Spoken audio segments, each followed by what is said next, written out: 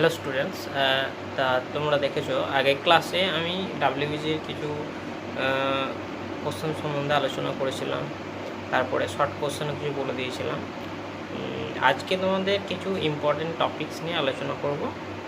তা করোনা তো তোমাদের পুরো একবার ওয়ার্ড লাগিয়ে দিয়েছে, বুঝতেই পারছো পড়াশোনার হাল একবারে জানা তাই অবস্থা। তবুও তোমাদের কি এখন পড়াটা সেভাবে চালিয়ে যেতে হবে তবুও, কারণ নিজেদের তো ভবিষ্যৎ আছে। তা তবুও দেখো যতটা করা যায় আর কি। তা চলো আজকে ক্লাসে আমি এবার কী কী জিনিসগুলো নিয়ে আলোচনা করবো সেগুলো একটু দেখে নাও আজকে। আর এগুলো একটা মোস্ট ইম্পর্টেন্ট টপিক এখানকার। এখানে যদি মানে এই ধরনের জিনিস যদি আসে, এই ধরনের কোশ্চেন যদি আসে, তাহলে একটু এই টাইপেরই এই সূত্রগুলোকে আমি একটু মডিফাইড করে দিচ্ছি, যাতে তোমরা একবার ডাইরেক্ট কাজে লাগাতে পারো ওখানে পরীক্ষার সময়। এবারে তোমরা দেখো স্ক্রিনে কীরকম আসছে। দেখো প্রথম কোশ্চেন কি বলে দেওয়া হয়েছে, if two resistor of resistance 2R and 3R are connected in parallel then the heat produced. তা এইখানে চারটা অপশান দেওয়া আছে, চারটা অপশানে এবার বলতে চাইছে যে আমি যে দুটো রেজিস্ট্যান্স নিয়েছি একটা সার্কিটে 2R আর 3R, সেই রেজিস্ট্যান্সে আমার কতটা তাপ উৎপন্ন হচ্ছে তা সেইটার অনুপাত বার করতে হবে। তা এই অঙ্কটাকে যদি প্রথমে যদি করতে যাই, তা করতে গেলে আমার প্রথমে কী করতে হবে, প্রথমে দেখো আমি সার্কিট ডায়াগ্রাম প্রথমে আগে আঁকছি।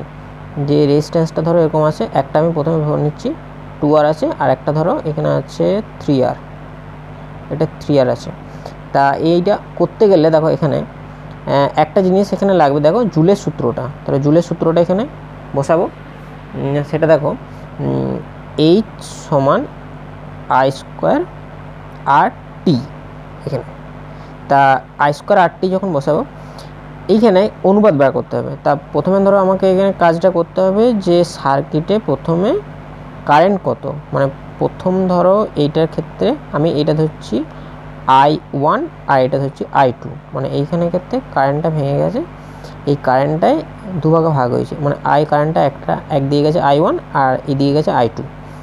তা এটা ভাঙলে দেখো এখানে প্রথম সার্কিটের মধ্যে মানে I1 কারেন্টের অনুপাতটা কত, মানে I1টা অ্যাকচুয়ালি কত বার করতে হবে। দেখো I1 সমান এখানে দেখো এর রেজিস্ট্যান্স, মানে আমি এখানে ধরছি 3R বাই টোটাল আমার এখানে সার্কিটে মানে প্যারালাল অবস্থায় কত আছে 2R প্লাস 3R ইন্টু আমার টোটাল কারেন্ট, তার মানে এটা 3/5I চলে এলো, মানে 3/5I এখানে চলে এলো। তারপরে দেখো তার মানে হচ্ছে I2 আমার কত আসছে, একইভাবে 2/5I চলে এলো। এরপরে দেখো এই সার্কিটে আমাকে হিটটার অনুপাত বার করতে হবে। তাহলে আমি ধরে নিচ্ছি H1 R H1 by H2 সমান এখানে দেখো এই সূত্র অনুযায়ী তাহলে কী হচ্ছে, দেখো I1 বাই I2 তার স্কোয়ার। এখানে টিটা যেহেতু একই সময় বলেছে তাহলে এখানে ওই জিনিসটা লাগছে না, আর এখানে হচ্ছে R1 বাই R2। তাহলে এইখানে দেখো I1 বাই I2 এটা দেখো 3/5I আর একটা হচ্ছে 2/5I, এই দুটো হোল স্কোয়ার আছে ইন্টু এবার R1 বাই R2 মানে হচ্ছে দেখো একটা হচ্ছে 2R আছে একটা 3R আছে, আমি মানগুলো বসিয়ে দিচ্ছি। তাহলে এখানে চলে এলো 3/2 স্কোয়ার ইন্টু 3, মানে অ্যাকচুয়ালি এলো এইখানে 9/4 ইন্টু 2/3, তাহলে সব কেটে গেলো এখানে 3, তার মানে অ্যাকচুয়ালি 3/2 এখানে চলে এলো। তা এই অঙ্কটায় দেখো এইখানে পুরো প্রত্যেকটা অঙ্ক ক্ষেত্রে কি একই রকম হয়ে যায়, মানে এরকম টাইপের যদি অঙ্ক থাকে তাহলে কীরকম জিনিসটা হবে, তার মানে তোমার এখানে যদি বলে দেওয়া থাকবে যে প্যারালালে আছে আর রেজিস্ট্যান্সটা বলে দেওয়া আছে, তাহলে প্যারালালে যদি থাকে আর রেজিস্ট্যান্সটা যদি বলে দেওয়া থাকে তাহলে আমার শেষ অবধি যেটা ক্যালকুলেশনের হিসাব সেটা কি আসছে দেখো, মানে যে রেজিস্ট্যান্সটা বলে দেওয়া থাকছে তার অপোজিটটা বসাবে।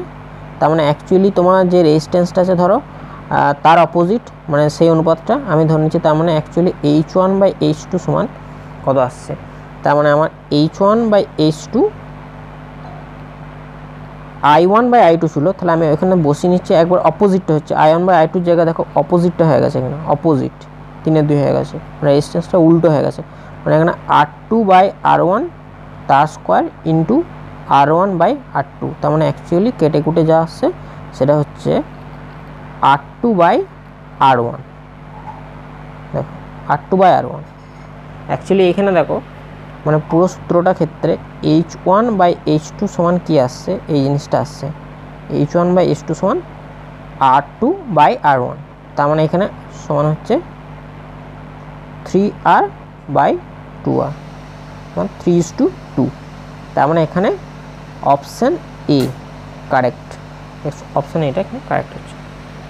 কোশ্চেন দেখো বলে দেওয়া হচ্ছে if a Carnot engine function at source temperature 127 degree centigrade at sink temperature 87 degree centigrade, what is the its efficiency, what is it efficiency.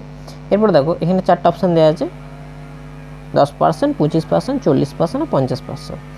তা এখানে দেখো বলছে কার্নট ইঞ্জিন, কার্নট ইঞ্জিনের ক্ষেত্রে তোমাদের ক্ষেত্রে এখানে কর্মদক্ষতার ব্যাপারটা এখানে আসছে, তাহলে এইখানে একটাই সূত্র কিন্তু কাজে লাগবে, সেটা হচ্ছে দেখো এখানে ইটা সমান 1 মাইনাস T2 বাই T1। এই যে এখানে এইটার উপরে পার্সেন্টেজ আছে, কত পার্সেন্টেজ এখানে তোমার এফিসিয়েন্সি আসবে। তা এইখানে দেখো সিঙ্কের টেম্পারেচার, দেখো এখানে ব্যাপারটা হচ্ছে দেখো টেম্পারেচার সিঙ্কের টেম্পারেচার 87 আছে, তার মানে আমার প্রথম কাজ যেটা সেটা হচ্ছে এই সমীকরণে T1 যেটা বলে দেওয়া আছে, দেখবে T1 বলে দেওয়া হচ্ছে 127, তাকে কেলভিন আমি কনভার্ট করব, তার মানে হচ্ছে 127 প্লাস 273 এটা কেলভিন, তার মানে আমরা অ্যাকচুয়ালি আসছে দেখো 400 কেলভিন আসছে। তা এইখানে 400 কেলভিন চলে এলো, আর সিঙ্কের ক্ষেত্রে দেখো T2 87 ডিগ্রি সেন্টিগ্রেড হচ্ছে 87 প্লাস 73 কে, তার মানে এখানে আসছে দেখো 360 কে আসছে। তা এরপরে দেখো এই জায়গাটা ক্ষেত্রে আমি দেখো একটা জিনিস কিন্তু না করলেও চলতো, সেটা হচ্ছে এইটাকে কনভার্ট না করলে চলবে, কেন বলছি আমি দেখো এইখানে তার মানে হিসাবে অ্যাকচুয়ালি ক্যালকুলেশন আসছে দেখো, তার মানে কি T1 minus T2 by T1 এইটা হিসাবের মধ্যে আসছে, তার মানে আমি যদি সেকেন্ডেরটা বার নাও করতাম তাহলে কোনো অসুবিধা থাকতো না, তাহলে এখানে আমি পার্সেন্টেজ ধরে নিলাম, তাহলে T1 মাইনাস T2 যেটা আছে, তাহলে এইখানে দেখো এটা কিন্তু কেলভিনে করলেও যা ডিফারেন্স হবে সেন্টিগ্রেডে থাকলেও কিন্তু একই ডিফারেন্স থাকবে এই জায়গাটার ক্ষেত্রে, তাহলে আমার এটা আমি করে দেখালাম ওই জন্যই। দেখো তার মানে এখানে আসছে আমার 40 অ্যাকচুয়ালি 400 কে আর 360 কে, তার মানে হচ্ছে এটা দেখো 40 কে, আর একটা হচ্ছে T1 এর ব্যাপারটা আছে এখানে আসছে দেখো 40, তার মানে তো কে, তাহলে এইটা এবার আসছে অ্যাকচুয়ালি মানে দুটি কে কে কেটে যাচ্ছে একটা পার্সেন্টেজ এত, তার মানে এটা ইন্টু 100 করতে হবে আমাকে, ইন্টু আমি এখানে 100% করে দিচ্ছি একবারই, তাহলে আসছে 10%, এখানে 10% আসছে। তাহলে এইখানে দেখো T1 মাইনাস T2টা এইটা কিন্তু আমাকে অ্যাকচুয়ালি T2টা দেখো বার করার কোনো প্রয়োজনই নেই এখানে T2টার, তাহলে আমার T1টা করলে শুধু টাইমটা আমার নষ্ট হয়ে যাবে, ডাব্লিউ যেহেতু এন্ট্রান্স পরীক্ষা এগুলো, তাহলে আমাকে টাইমটা মেনটেন করে করতে হবে, তাহলে সেই জন্য আমার এই জিনিসগুলো এতটা আমি দেখাচ্ছি, বিশেষ করে এই জিনিসগুলোর জন্য যাতে শর্টে টাইমটা কম লস হয়ে যাতে কাজটা করা যায় আর কি, প্রশ্নগুলো অনেক অ্যান্সার দেওয়া যায়। তাই এখানে দেখো অপশান তার মানে এরটা কারেক্ট হচ্ছে এখানে, তার মানে কি এখানে সিঙ্কের টেম্পারেচার এফিসিয়েন্সি হিসাবটা বেরিয়ে গেল, তার মানে আমার এখানে T1 মাইনাস T2 এখানে T2টা করে না বার করলেও চলতো। এরপরে দেখো থার্ড কোশ্চেন কি বলে দেওয়া আছে, দেখো মোমেন্টাম ইজ ক্লোজলি রিলেটেড, চারটা অপশান আছে force, impulse, velocity, kinetic energy. তা মোমেন্টামের ব্যাপারটা তোমরা যখনই প্রথমেই নিয়ে আসবে দেখবে একটা জিনিস কিন্তু থাকছে, সেটা হচ্ছে ফোর্সের ব্যাপারটা কিন্তু থাকে, ঠিক আছে। ফোর্সটা যখন ক্যালকুলেশন হিসাবে এফ সমান আমরা কি জানি এম এ, এই ব্যাপারটা থাকে, তাহলে M V minus U by T, এখানে আমি এতদূর নিয়ে এলাম, এতদূর অবধি তোমরা জানো। তা এইখানে দেখো মোমেন্টাম বলেছে, মানে আমার এখানে কিন্তু এই যে টিটা কিন্তু এখানে লাগছে না, টি এর ব্যাপারটা কিন্তু এখানে আসছে না, তাহলে এখানে আমি এই জিনিসটাকে লাগাতে পারবো না, তাহলে M V minus U F T. আর এফ টিটাই হলো কি আমার দেখো ইম্পালস। ইম্পালস মানে অ্যাকচুয়ালি তোমরা ব্যাপারটা জানো আর কি, যে বলের ঘাত এখানেই বলছে। তাহলে এই এম ভি মাইনাস ইউ অথবা মোমেন্টামের চেঞ্জ যেটা আর মোমেন্টাম যেটা সেটাই কিন্তু এখানে কাজে লেগে যাচ্ছে। তাহলে আমার এখানে অ্যান্সারটা আসছে দেখো অ্যাকচুয়ালি বি এর অপশান এখানে কারেক্ট হচ্ছে, মানে ইম্পালসের ব্যাপারটা। তার মানে বলের ঘাতে পুরো মোমেন্টামের পুরো ব্যাপারটা কী হলো, যেটা closely related to impulse. Option B correct. 4 নম্বর কোশ্চেন কী বলে দিয়েছে, বলা যায় দেখো in a double slit experiment the distance between slit is increase 10 times whereas their distance from screen is halved, then what is it fringe width। দেখো এইখানে double slit experiment, ইয়ংয়ের যে ডবল স্লিট এক্সপেরিমেন্ট সেই কথাটা এখানে বলে দেওয়া আছে। তা এইখানে কি বলতে চাইছে ইয়ংয়ের ডবল স্লিটে, তোমরা একটা ব্যাপার এখানে জানবে যাবে ফ্রিঞ্জ উইথের ব্যাপারটা।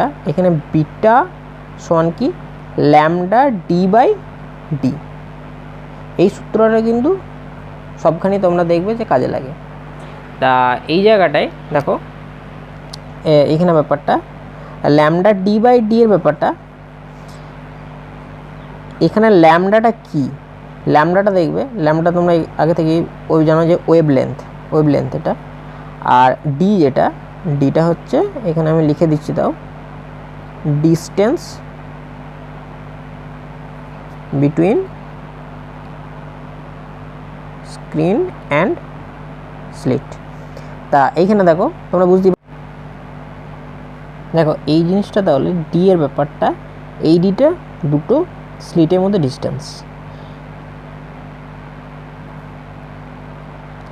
Distance between two স্লিটস।